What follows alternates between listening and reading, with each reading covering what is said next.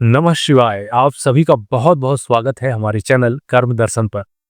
यदि आप share market में पहला कदम बढ़ा चुके हैं या फिर क्रिप्टो करेंसी मार्केट में पहला कदम बढ़ा चुके हैं या फिर बढ़ाने वाले हैं तो यह वीडियो आपको जरूर अंत तक देखना चाहिए। दोस्तों, आज की इस डिजिटल युग में हर किसी के पास मोबाइल है तो एप्लीकेशन है और शेयर मार्केट या फिर क्रिप्टो करेंसी मार्केट तक पहुंच भी है, वो भी घर बैठे। हाल ही में सेबी का जो रिपोर्ट आया है हम सभी को हैरान कर देने वाला है। पहले मेरी बातों को समझिए, मनन कीजिए, उसके बाद ही अपना पहला कदम बढ़ाइए। या फिर मार्केट में आप अपना पहला कदम बढ़ा चुके हैं या फिर फंस चुके हैं तो उसे पीछे कैसे हटाना है, वीडियो के अंत तक आप सभी को मालूम हो जाएगा। दोस्तों, जो आंकड़े निकल कर सामने आए हैं बहुत भयावह है, बहुत चिंताजनक है। क्योंकि फ्यूचर एंड ऑप्शन सेगमेंट में नवयुवक वर्ग के लोग जो 30 साल से कम के हैं, ऐसे लोगों की संख्या इस सेगमेंट में बढ़ती जा रही है। रुचि बहुत अधिक होते जा रहा है, बस लालच। क्योंकि हर किसी को घर बैठे अतिरिक्त इनकम चाहिए, कुछ करना ना पड़े, बस घर बैठकर मोबाइल टच करके पैसे मिल जाए। जब यही विचार मन में उत्पन्न होती है तो व्यक्ति को कर्म करने के लिए प्रोत्साहित नहीं करते, बल्कि वो एक गलत रास्ते की ओर मोड़ देती है। यही कारण है कि लोग आज फ्यूचर एंड ऑप्शन सेगमेंट में अपनी रुचि दिखा रहे हैं। आंकड़े तो और भयावह हैं, चिंताजनक हैं, जो आपको मैं बताने वाला हूं। दोस्तों, दूसरी चीज है सोशल मीडिया। जो इन्फ्लुएंसर्स है उसके माध्यम से जो ये नवयुवक वर्ग फंसते जा रहे हैं और अपना नुकसान कर रहे हैं, मुख्य कारण यही इन्फ्लुएंसर्स हैं। ये अपने हाई प्रोफाइल लाइफ स्टाइल को प्रदर्शित करते हैं और मोटा रकम, मोटा रिटर्न कमाने का वादा करते हैं। शेयर मार्केट हो या फिर क्रिप्टो करेंसी मार्केट हो, इनसे आप जुड़कर वास्तव में हर दिन, हर हफ्ते, हर महीने अच्छा खासा कमाई करके अपना जेब भर सकते हैं। असल में दोस्तों, इसके पीछे एक गुप्त बात है। इन्हें पेमेंट मिला होता है, इस चीज की जानकारी आपको वो नहीं देते। तो कहा जाए तो जो 30 वर्ष से कम आयु के जो नवयुवक वर्ग हैं, अधिकतर इनके चंगुलों में फंसते हैं। दोस्तों, 2022 से 24 तक जो सेबी का रिपोर्ट आया था, भारतीय प्रतिभूति विनिमय बोर्ड जिसे सेबी कहा जाता है, इनके आंकड़ों के अनुसार जो 30 वर्ष से कम आयु के जो लोग थे, उन्होंने 1,80,000 करोड़ रुपए का नुकसान किया। सोचिए कितना बड़ा अमाउंट है। ये सिर्फ नवयुवक वर्ग के लोग ही हैं जो अपनी रुचि दिखाते हैं, लालच में आकर, अपने आवेश में आकर, और फिर रिवेंज ट्रेडिंग करते हैं। दोस्तों, जब स्थिति खराब होती है तो मन अशांत होता है और अशांत मन से कभी भी निर्णय साफ नहीं लिया जा सकता, जिसे संक कॉस्ट फैलेसी कहा जाता है। जब व्यक्ति पहले से जो समय, परिश्रम और पैसा लगाया होता है, उसके चले जाने से जो दर्द और पीड़ा उत्पन्न होती है, उस पैसे को वापस पाने के लिए वो गलत निर्णय लेता है और उसे भान तक नहीं होती कि यह निर्णय वास्तव में उसके लिए नुकसानदायक फैसला है। इस पर वो परवाह नहीं करता, बस पिछली चीजों को वो रिकवर करने की उम्मीद में जीता है, एक नई आस के साथ। दोस्तों, फ्यूचर एंड ऑप्शन सेगमेंट इतना खतरनाक हो चुका है कि 1,80,000 करोड़ रुपए का नुकसान दिया है नवयुवक वर्ग के लोगों को। आंकड़ा यह भी निकल कर आता है कि इनमें से अधिकतर लोग 2 लाख प्रति व्यक्तिगत ट्रेडर नुकसान में है। मतलब जितने भी लोग हैं जो फ्यूचर एंड ऑप्शन सेगमेंट से जुड़े हैं, प्रति व्यक्ति 2 लाख एक औसत आंकड़ा निकाला गया है। और इसके बाद जो 3.5% जो ट्रेडर आते हैं, वो 28 लाख प्रति व्यक्तिगत ट्रेडर नुकसान का आंकड़ा हमें मिलता है। मतलब जो ये लोग थे 93% लोग जो 1.8 लाख करोड़ रुपए का नुकसान किए, उसमें से 3.5% लोग ऐसे थे जो 28 लाख रुपए का नुकसान किए प्रति ट्रेडर। दोस्तों, जब लाभ की बात आती है तो इसमें मामूली सा लाभ है, सिर्फ 1 लाख रुपए का। जी हाँ, वो भी 1% लोगों द्वारा, व्यक्तिगत ट्रेडर के द्वारा, खुदरा निवेशकों के द्वारा कमाया गया। बहुत छोटा अमाउंट है और नुकसान का दायरा देखें तो बहुत विशाल। इससे आप सभी को समझना चाहिए कि यह जाल वास्तव में बुना गया है। यह संरचनात्मक है, जो आपके पैसों का हस्तांतरण एक संस्थागत निवेशकों के पास जा रहा है, जो विदेशी पोर्टफोलियो निवेशक है उनके पास जा रहा है, या फिर मालिकाना व्यापारी हैं उनके पास जा रहा है। इन्हीं के बीच में दौड़ कर आ जाते हैं इन्फ्लुएंसर्स, जो आपको रुझाते हैं, आपको बहलाते हैं, फुसलाते हैं। और बिचौलियों का भी बहुत बड़ा काम है।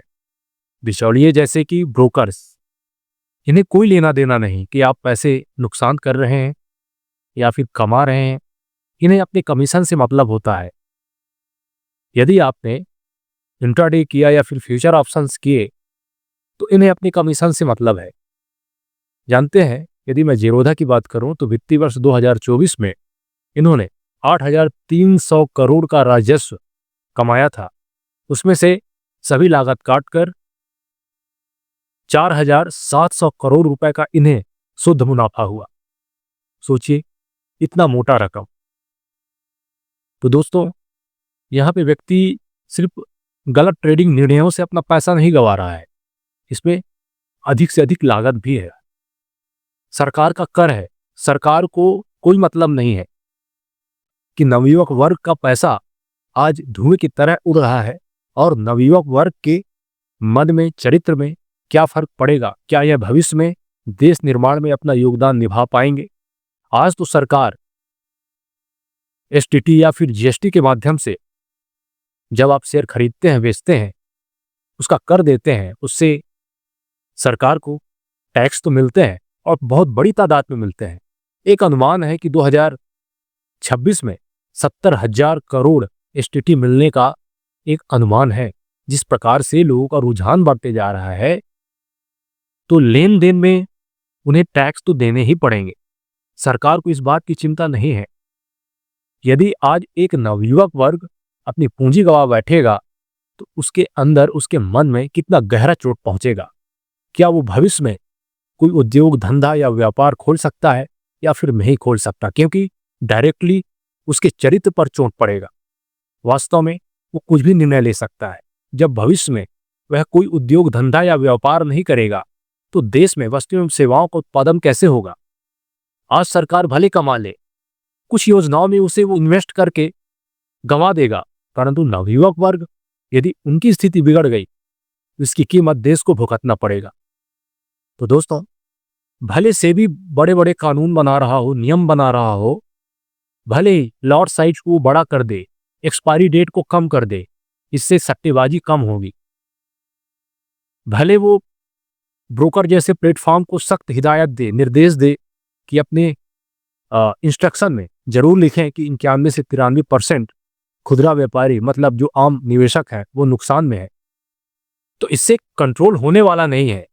जब व्यक्ति की अपनी मानसिक स्थिति लालच को लेकर इतनी प्रगाढ़ हो जाए कि वो निर्णय को ना समझ सके कि वो उसके हित में है या फिर नहीं है, तब आपका कोई नियम और कानून काम नहीं करेगा। नियम कानून आप भले बना ले, किंतु जो रुझान है फ्यूचर एंड ऑप्शन सेगमेंट में, क्या उसे सरकार रोक पा रही है? नहीं रोक पा रही है। दोस्तों, समझने वाली बात है। मित्रों, यदि व्यक्ति कर्म में दर्शन नहीं देखता तो वास्तव में उसकी जिंदगी आगे चलकर बहुत कष्टप्रद, भयावह होती है। इसलिए दोस्तों, आध्यात्मिक मार्ग में भी चला जाता है, क्योंकि जब सब रास्ते बंद हो जाते हैं तब एक रास्ता होता है जो प्रकाश जैसे होता है, वो है भगवान की शरणागति। यदि भगवान की शरणों में आप नहीं हैं, नाम जप नहीं करते, यदि आप अपने जीवन में दिन और रात मिलाकर 24 घंटे में सुबह 1 घंटे और शाम 1 घंटे भगवान को, अपने प्रभु को नहीं दे सकते, तो वास्तव में यह जीवन आपका जटिल है। और जब भी आप उन समस्याओं में फंसेंगे तो निकलने में बहुत तकलीफ होगी, शायद आप निकल ही ना पाए। तो दोस्तों, भगवान का दर्शन आप कर पाए या फिर ना कर पाए, कम से कम कर्म में दर्शन तो करिए। कुछ नहीं कर पाते तो कर्म तो ठीक से कीजिए, किसी के कहने या बहकावे पे मत आइए। लालच से किया गया काम, अपनी आशाओं और अपेक्षाओं से जुड़कर किया गया काम अधिकतर तकलीफ ही देता है और बहुत जटिल समस्याओं में फंसाता है। दोस्तों, यहाँ पे बिटकॉइन वाली बात भी आती है। लोग जो अनाधिकृत हैं, जिस पे सरकार वास्तव में कभी भी एक्शन ले सकती है, यदि फेमा अधिनियम के तहत आप आ जाते हैं, जो रेगुलेटेड नहीं है भारत सरकार के द्वारा, तो आप बहुत मुसीबत में फंस जाएंगे। सरकार तो अपना कर लेगी ही, परंतु आप पर कानूनी कार्रवाई भी करेगी। सरकार को तो रेगुलेटेड बाजार से कर तो मिलते ही हैं, परंतु जब अनाधिकृत आप बाजार से इन्वेस्टमेंट करते हैं या फिर ट्रेडिंग करते हैं, तो सरकार को कोई कर नहीं मिलता, कोई टैक्स नहीं मिलता। फेमा एक्ट के तहत आपको नुकसान झेलना पड़ेगा, कारावास हो सकता है, जुर्माना देना पड़ सकता है। दोस्तों, बिटकॉइन में कोई कंट्रोल नहीं होता। ये एक सिस्टम है जो इस सर्वर से जुड़े सभी लोग इसे चलाते हैं। इस मार्केट में दोस्तों, कीमतों को बढ़ाना हो तो इंस्टीट्यूशनल इन्वेस्टर्स के द्वारा अधिक से अधिक बिटकॉइन को खरीदे जाते हैं और खरीदने के बाद वो चुपचाप देखते हैं तमाशा। इसकी बढ़ती मांग को देखकर जो छोटे खुदरा व्यापारी हैं, आम निवेशक हैं, वो जरूर खरीदेंगे। जब खुदरा व्यापारी बिटकॉइन को खरीदने लगते हैं तो कीमतें बढ़ने लगती हैं और इस कीमत को और अधिक बढ़ता हुआ एक इंस्टीट्यूशनल इन्वेस्टर बैठे बैठे आराम से मजे से देख रहा होता है। उसमें और खुदरा व्यापारी इन्वॉल्व होते हैं, बिटकॉइन को लेते हैं, उसकी कीमत और बढ़ जाती है। इंस्टीट्यूशनल या फिर मालिकाना व्यापारी पहले से ही खरीद कर बैठा हुआ है, मार्केट में उसके उछाल को दिखाया है, लोग झुमड़ चुके हैं उसकी उछाल को देखकर और वो खरीदते जा रहे हैं, खरीदते जा रहे हैं। अब यहाँ पे इंस्टीट्यूशनल व्यापारी खरीद नहीं रहा है, वो बैठ चुका है उछाल दिखाकर, लालच दिखाकर। अब यहाँ पे उस बिटकॉइन की कीमत को बढ़ाने का काम छोटे निवेशक कर रहे हैं, आप और हम जैसे खुदरा व्यापारी कर रहे हैं। और जब कीमत हाई हो जाती है तो उसी लेवल पर ये इंस्टीट्यूशनल इन्वेस्टर्स या फिर कहें मालिकाना व्यापारी अपना बिटकॉइन बेच कर निकल जाते हैं और इस बिटकॉइन को आम जनता ले लेती है और नुकसान झेलती है, लाखों लाखों करोड़ों करोड़ों का। दोस्तों, ये बिटकॉइन अनाधिकृत है, कभी भी इसमें फेरबदल हो सकता है और होता आया है। यदि आप कोई वॉलेट ओपन किए हैं, वो कोई ब्रोकर का है, उसमें बिटकॉइन रखते हैं, तो दिवालिया होने का भी खतरा बना रहता है। उस पर साइबर अटैक का भी खतरा बना होता है। दोस्तों, हाल ही में, नाम नहीं लेना चाहूंगा उस ब्रोकर का, उसे हैक कर लिया गया था। पूरा बिटकॉइन, वास्तव में पूरे जनताओं का बिटकॉइन था, पूरा खाली कर दिया गया था। तो कितना रिस्क है इस प्रकार के अनाधिकृत प्लेटफॉर्म पर जब आप लालच में आकर अपना कदम आगे बढ़ाते हैं। तो थोड़ा सा रुकिए, लालच आए, लालच को डिलीट कीजिए, बल्कि जो आपके पास है संतुष्ट रहना सीखिए। यदि संतुष्टि नहीं है तो आपको अपने विवेक और तर्क से कर्म करना सीखना चाहिए। दोस्तों, बिटकॉइन के जाल में आप फंस गए तो दोबारा वापस निकलने में बहुत मुश्किल होगा। फ्यूचर एंड ऑप्शन या फिर इंट्राडे, इसमें लोगों का हालत जितना नाजुक है, इससे कहीं ज्यादा नाजुक क्रिप्टो करेंसी मार्केट में है। दोस्तों, वास्तव में हाई लिवरेज आपको फैसला लेने पर मजबूर नहीं करते, बल्कि आपको उस जहर में, उस खाई में धकेलती है जहां से आप कभी उठ खड़े नहीं हो सकते। लीवरेज की जाल को आप नहीं समझते क्योंकि ये आपकी भावनात्मक निर्णयों पर दबाव डालता है, आपको मजबूर करता है। सही निर्णय आप तब ले सकते हैं जब आपको ये समझ में आना चाहिए कि आपका ये निर्णय भावनात्मक है या फिर विवेक से लिया गया है। जब तक इस चीज का फर्क आप करना नहीं सीखेंगे, तब तक लालच आपको, लीवरेज आपको हमेशा खींचते रहेगा, बेचैन रखेगा। तो इन चीजों से आप बचिए। दोस्तों, जब आप मोबाइल ओपन करते हैं, ट्रेडिंग टर्मिनल ओपन करते हैं, तब चमकीले रंग के हरे कैंडल, लाल कैंडल, बढ़िया ग्राफिक्स, ये सभी चीजें आपके माइंड में डोपामाइन रस पैदा करते हैं। आपको ऐसे लगता है कि हम गेम खेल रहे हैं। फीलिंग अच्छी होती है क्योंकि जो सुनहरे सुनहरे कलर होते हैं इंडिकेटर्स के, और जो कोई भी इंफॉर्मेशन हो पॉपअप में ओपन होता है, नोटिफिकेशन आता है, ये सभी चीजें आपके मन में उत्साह भरते हैं। इस उत्साह में आप ट्रेडिंग तो करते हैं, परंतु भविष्य में आप बहुत नुकसान कर जाते हैं, जो शायद ही आप पूरे जीवन भर उभर पाएंगे या फिर नहीं उभर पाएंगे। ये आपका वित्तीय कंडीशन बताएगा, किंतु लोग बहुत बुरी स्थिति में फंस जाते हैं। तो ऐसे डोपामाइन रश को कभी पैदा होने ना दें। दोस्तों, इन्फ्लुएंसर्स की बातों में कभी भी ना आए। इसलिए मैं आप सभी को सचेत करना चाहता हूं कि नुकसान इतना ज्यादा हो चुका है लोगों का कि आप इसमें मुझे बोलना ही क्या है, निर्णय आप ले सकते हैं। कुल मिलाकर 10 में से 9 से अधिक लोग नुकसान में हैं, ये सेबी का रिपोर्ट है। और आप आम निवेशक हैं, आम ट्रेडर हैं।